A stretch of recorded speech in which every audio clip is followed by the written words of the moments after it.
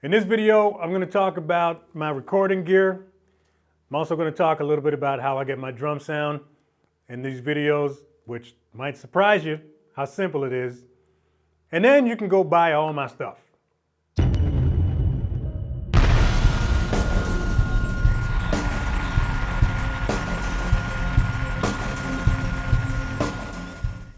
So it's been a while since I gave you an updated walkthrough of my studio gear here. I've done quite a few upgrades since the last video, which I think was, maybe 2017 or something. Can't remember. Anyways, I'm just going to give you an idea of what I got for recording, all the stuff that I'm using here. If you're currently in the market, you're looking to build your own home studio, maybe this will give you some ideas. Links to everything that I talk about will be in the description box.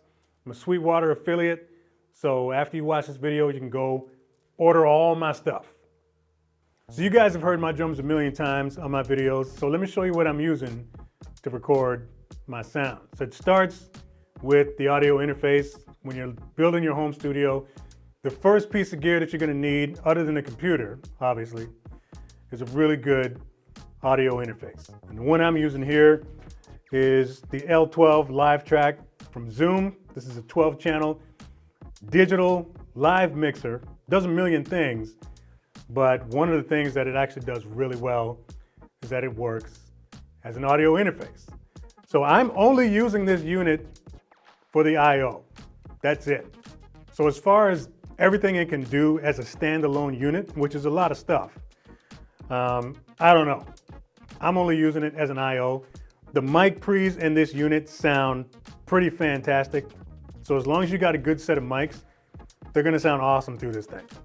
As far as the computer that you're gonna use in your studio, RAM is important, all right? You wanna make sure that there's enough horsepower in that machine that you can get through one or multiple recordings without any hiccups. So I'm currently using an M1 Mac Mini. I just picked this one up.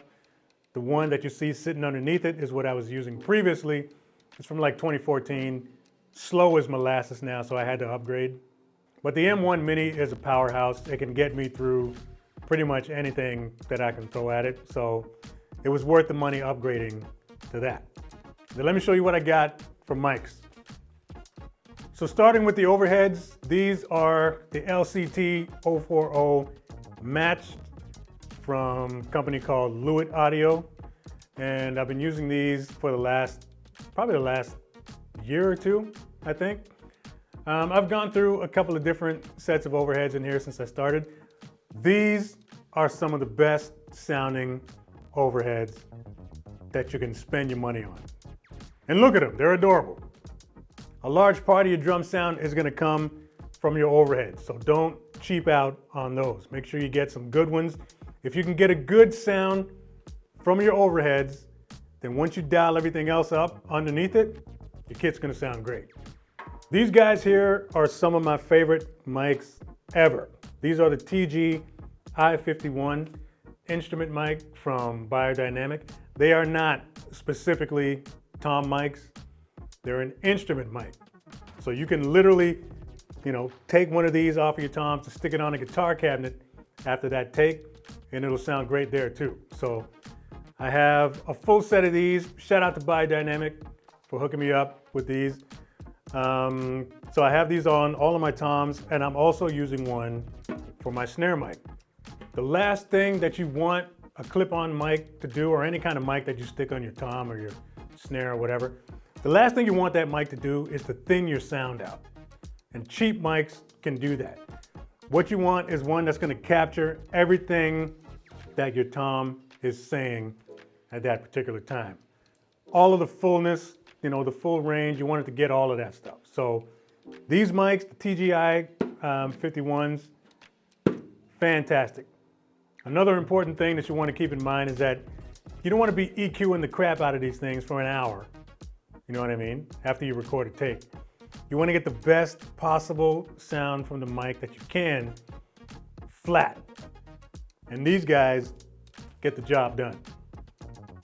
Now, because these mics are just a little bit on the chunkier side, I have them attached to my toms using these Audix device gooseneck clips. These things are awesome. The gooseneck allows just for that little extra bit of versatility and, you know, as far as movement and placement goes. These are adjustable, so you can raise them, lower them, whatever you want. And they're not that expensive, so I'll leave a link in the description for these as well. But yeah, the Audix device clips, great for these. And then I'm just using a regular sort of short mic stand for my snare mic. On the kick drum here, I'm using a Biodynamic TG D70. This is another one of my current favorite mics. Before that, I had a Beta 52 that I was using for a long time, which still sounds great, but once I started using this, I noticed that there was just a little bit more thump on the bottom end, a little bit more of a low end pickup. Maximum thumpification for real coming out of this thing. I think one of the most important aspects of a good kick mic is a really high, what's called SPL, which stands for sound pressure level. You want a lot of headroom there because these things produce a lot of punch, a lot of power, and you want a mic that's going to be able to handle all of that and then some to give you the biggest, roundest sound. And this particular bass drum here, this Phoenix, 11 plies thing is basically a cruise ship anchor. It sounds big, full, and amazing, so you want a mic that's going to capture all of that without any compromise. Okay, so now that we got all the mics out of the way, let's talk a little bit about how I get my drum sound, starting with the mics and the mic placement on my toms. Now, let me just start out first of all by saying I am not, by any means, an experienced mix engineer, nor am I very techie at all. But my ears are as precious as diamonds, and they know what they want to hear. So I stay away from all the technical terms and all that kind of stuff, and I just use my ears. If my kit sounds like my kit on the playback, it's mixed. So let's talk about placement. I don't overthink this at all.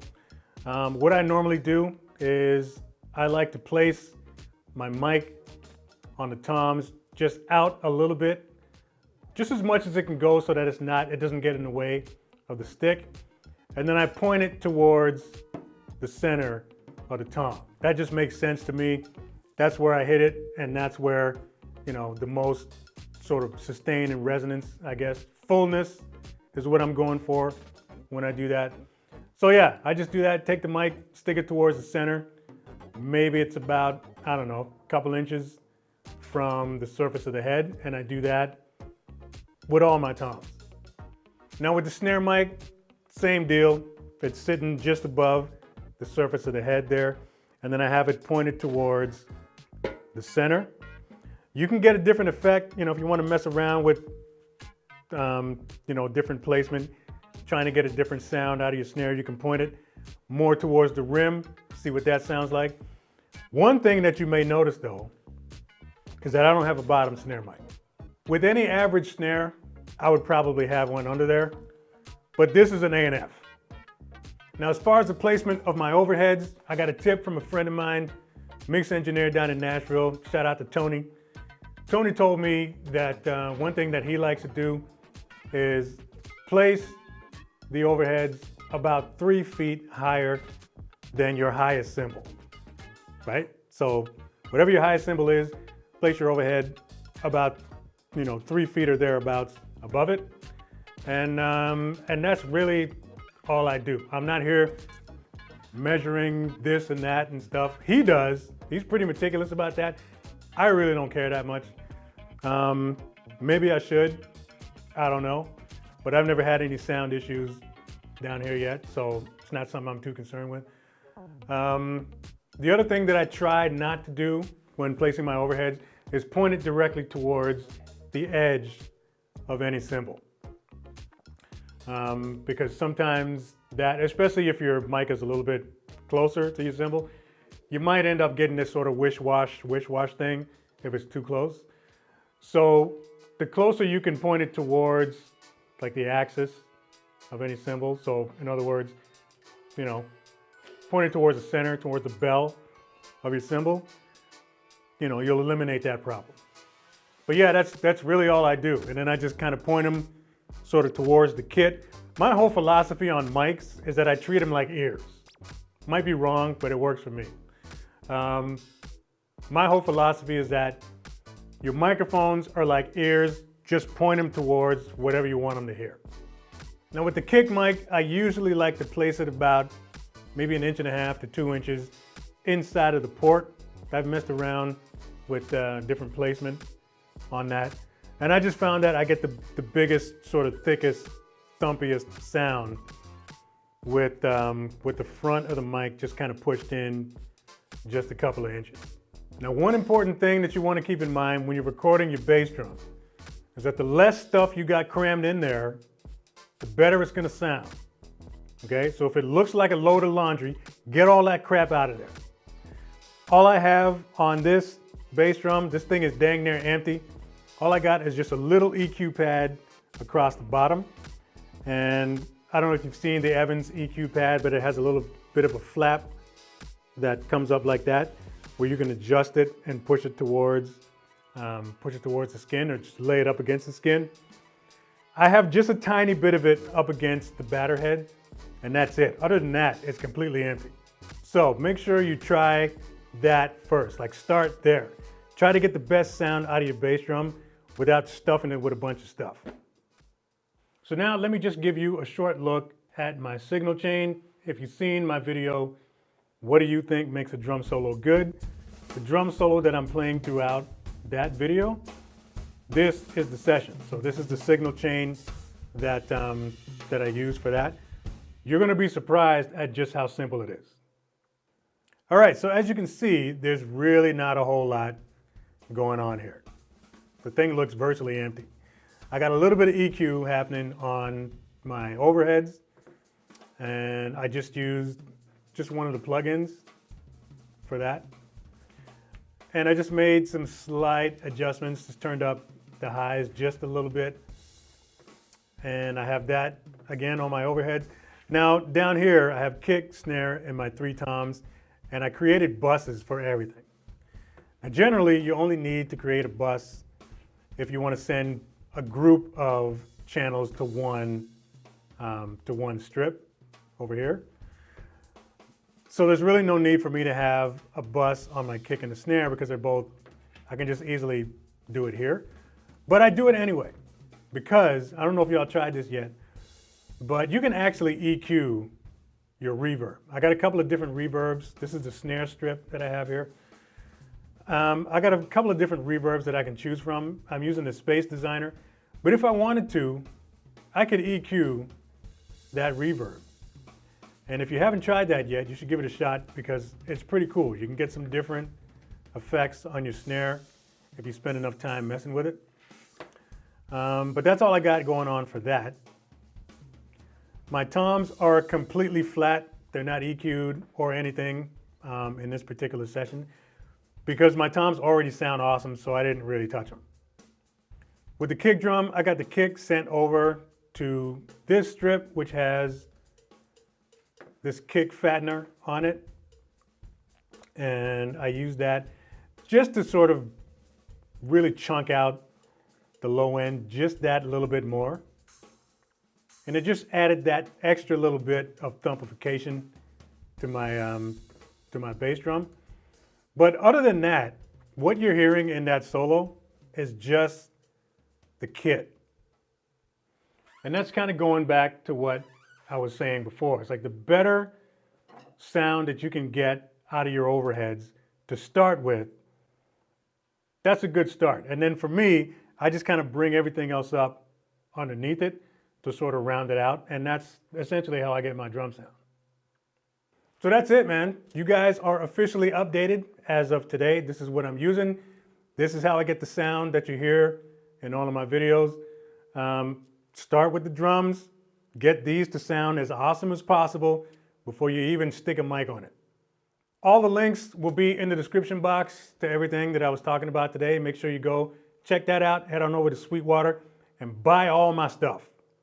And that's it. Thanks for watching this video. New viewers, new subscribers, make sure you hit the notification bell so you know when the next video is coming out. Mash that subscribe button before you bounce. Share this video if you dig it. Drop a comment below. Like, subscribe. See you next video.